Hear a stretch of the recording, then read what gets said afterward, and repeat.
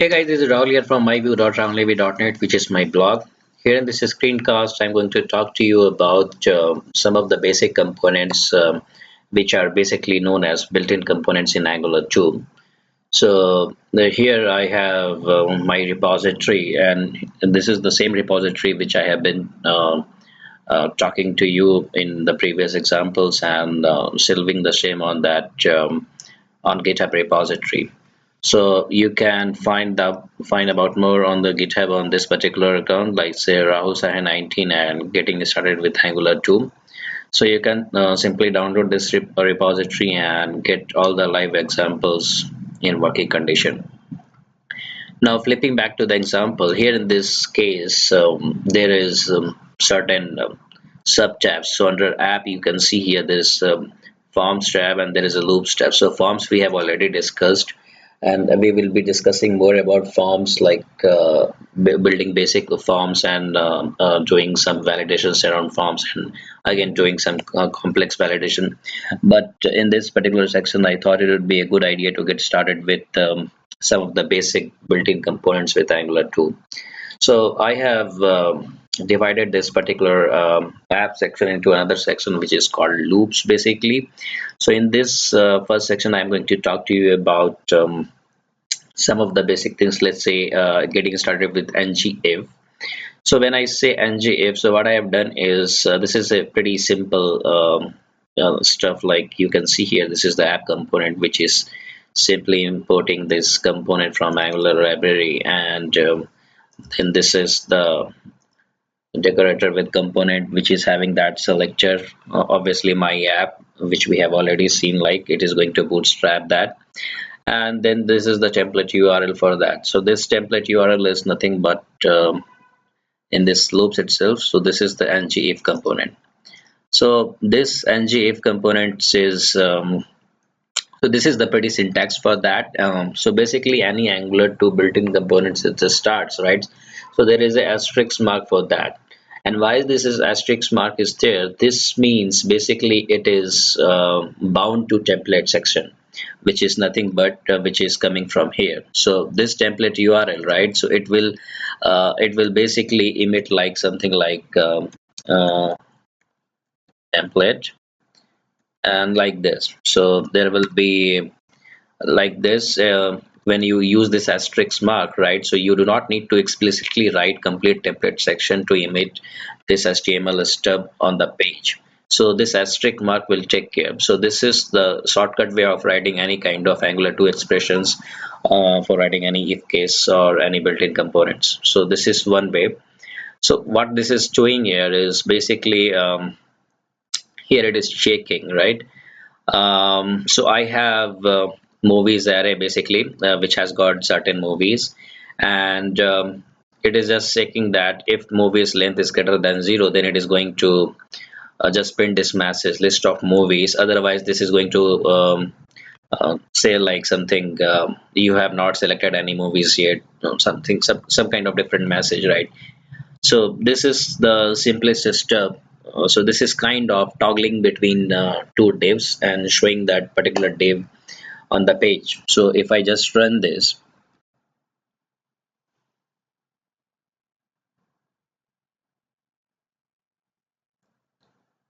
so it is producing the message list of movies. So if I inspect this element over here, so in this inspector, you can see here, like in my app section, it has emitted me this div list of movies. So the basic fundamental thing is here, it is not emitting that other div as in hidden part. So this is one of the finest thing with Angular, like it is only emitting which is conditionally correct and which is truthy actually, right? So whatever condition is not getting satisfied, it is not coming as in hidden section. So that's one advantage from performance perspective. Now if you would have used as in hidden attribute over here, right, then it would have produced this both the divs over here. Only thing that the second div would have been hidden only. So I guess this approach is pretty fine for doing small tweaks like hiding the divs around multiple stuffs. Now this example was around ngIf component, so this is fairly straightforward. Now let me just close this, and let me just switch to branching statement. Let's have you have multiple statements and you want to toggle around that based on some input value. Then how would you do that? In that case, what we usually prefer, so any programming language usually provide all these constructs, like we have if else ladder, we have switch cases. So for this also we have switch. So I have template around this with the ng switch. So let me just flip over here. So this is ng switch component. So this is I have written, this is fairly simple again. So now how this is working, let me just explain you. This is the ng switch statement, right, which is taking my val, and now my val is coming from here. So initially I just set it with value 0, and there is on change function. What it is doing is, if this is setting if this is getting set with value 5, then it is just resetting it to 0. Otherwise it is just incrementing by value 1. Now if you see here, you have this case ng switch, which is taking my value as an input thing, and then perspective allies, right? So corresponding allies are basically checking for this my value, what is coming here. So if it is coming as 1, then it is going to output this die another day. Similarly 2, 3, 4, again 2 we have. So if 2 is coming, then it is going to print out 2 messages like Godzilla and Die Hard. And there is a ng switch default. Now, what this default means, like a general switch case we see in different programming languages. So default means if you have nothing, if you have value as a nothing provided as in this ladder, right, then it is going to produce you this output. So in this case, it is going to produce me this time machine, right? And in order to supply these values in there, right, so there is a div section which is handling this, taking this click handler and taking this function on change. So when I say on change, and this is the button name is going to be the next choice over here, and so when I say on change, so what it does basically is it's just takes this my value and just increment by 1.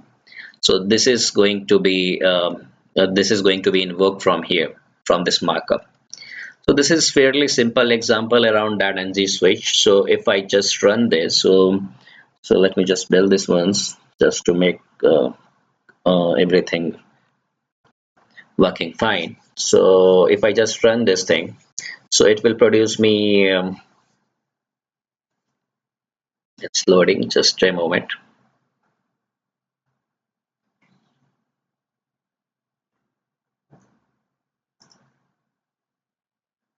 Yes, some problem.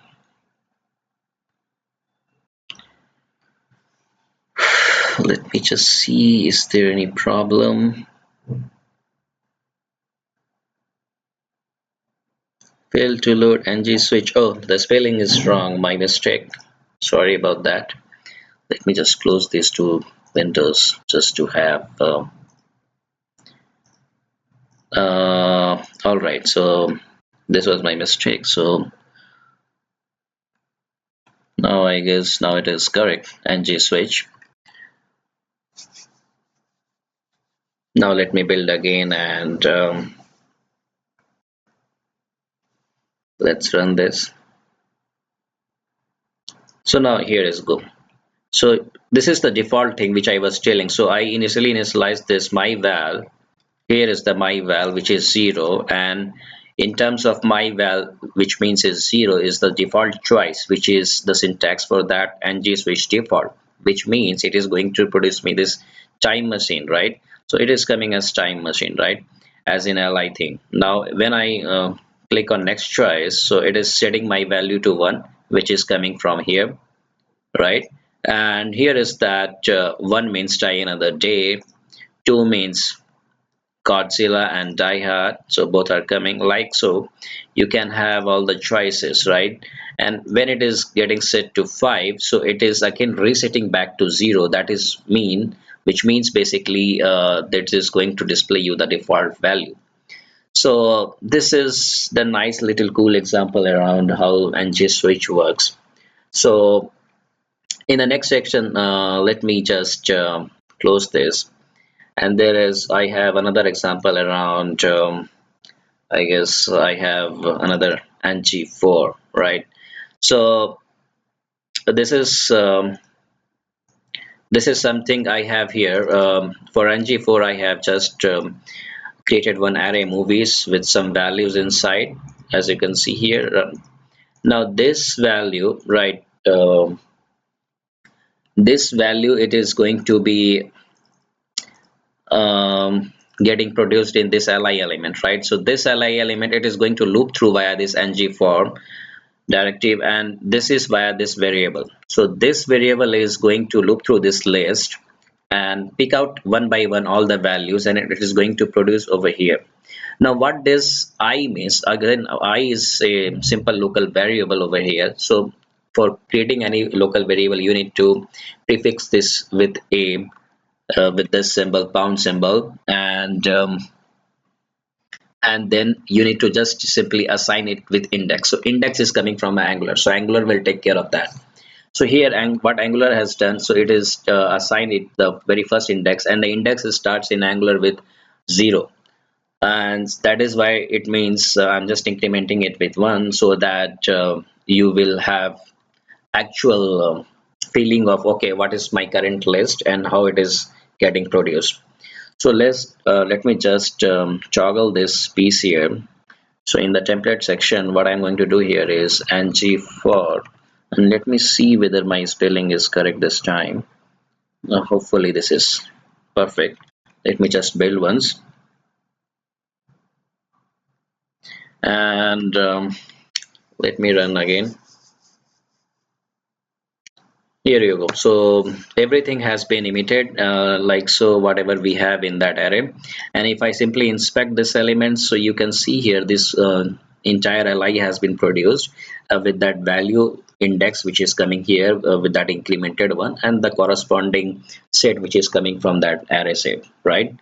So this is the one thing which I was talking about the Angular. Now many people have simply emailed me around building single page app, right, from a scratch. What are the prerequisites for that, right? So you see there are certain prerequisites for building any single page app. I would like to suggest you guys to get started with, if you are working with .NET as in backend, then Angular would be the first preferable choice, as it is going to provide you all these facilities, all this flexibility. What prerequisites of Angular single page app needs is basically provided by this particular library in one framework itself.